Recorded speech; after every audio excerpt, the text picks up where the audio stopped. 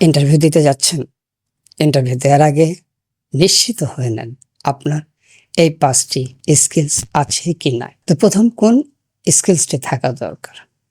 First one, nowadays you have to have the capacity of speaking in English.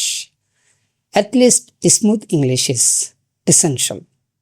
মানে একদম fluent advance level English জানতে হবে এরকম নয়, কিন্তু আপনার ইংলিশ যেন স্মুথ হয়, আপনি যাতে ইন্টারভিউ বোর্ডে ইংরেজিটা চালিয়ে যেতে পারেন, কথোপকথন ইংরেজিতে চালিয়ে যেতে পারেন। নাম্বার 2, যেটা পৃথিবীতে 1 নম্বরের স্কিল, ইন্টারভিউর জন্য এটাকে 2 নম্বরে নিয়ে আসছে, সেটি হচ্ছে আপনার কমিউনিকেশন স্কিলস।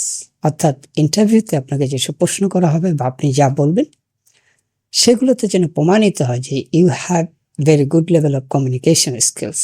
ইন্টারভিউরে খুব জরুরি একটি স্কিল হলো কমিউনিকেশন স্কিল। আপনি যে পেশায় থাকেন এটি আপনার লাগবেই।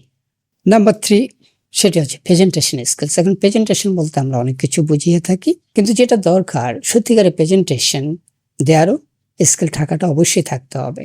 কারণ এখন যেগুলো ভালো সংস্থা তারা কিছু কাজ করতে দেয়, বড় বড় সংস্থাগুলো আপনাকে বলবে যে একটা প্রেজেন্টেশন বানিয়ে নিয়ে আসেন, একটা টপিক দিয়ে দিবে, তার উপর প্রেজেন্টেশন দিতে হবে। নাম্বার 4, একটা বড় challenge specially in Bangladesh interview বোর্ডে।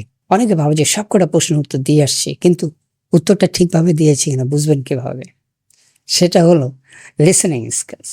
ইফেক্টিভ লিসেনিং স্কিল থাকার দরকার। আপনাকে ইন্টারভিউ বোর্ডে কি প্রশ্ন করছে, তাদের প্রশ্ন করার এক একটা উদ্দেশ্য থাকে। আপনি গভীর মনোযোগ দিয়ে না শুনলে আপনি সেই প্রশ্নের উত্তরটা দিতে পারবেন না। 5 নম্বরের টাইম ম্যানেজমেন্ট জীবনের শুরু থেকে থাকার দরকার। এটা খুব বড় স্কিল, অনেক বড় বিষয়, অনেকগুলো স্কিল লাগে টাইম ম্যানেজমেন্ট অ্যাচিভ করতে হলে। কিন্তু অ্যাটলিস্ট ইন্টারভিউ বোর্ডে আপনার যে টাইম ম্যানেজমেন্টটা দরকার, সময় মতো যাওয়া, সেটা তো একটা বিষয় আছেই, কিন্তু একই সময় দরকার যে আপনি প্রত্যেকটা প্রশ্নের জন্য কতটা সময় নিচ্ছেন। মানে যেই প্রশ্নে কতটুকু সময় নেওয়া দরকার সেটা আপনি বুঝেন কিনা, সেন্স অফ প্রপোর্শন আছে কিনা, যে আপনার এই টাইম ম্যানেজটা করতে হবে। দেখা গেলো আপনার প্রশ্ন উত্তর খুব বড় হয়ে যাচ্ছে, তাদের কাছে পরিষ্কার হচ্ছে না, তারা চট করে অন্য প্রশ্নে কিন্তু সুইচ করে যাবে, এবং অন্য প্রশ্ন যদি সুইচ করে যে আপনারটা পুরোটা না শুনে, সেখানে একটা চিন্তার বিষয়ও আছে। সুতরাং আপনাকে অবশ্যই টাইম ম্যানেজমেন্টটা জানতে হবে।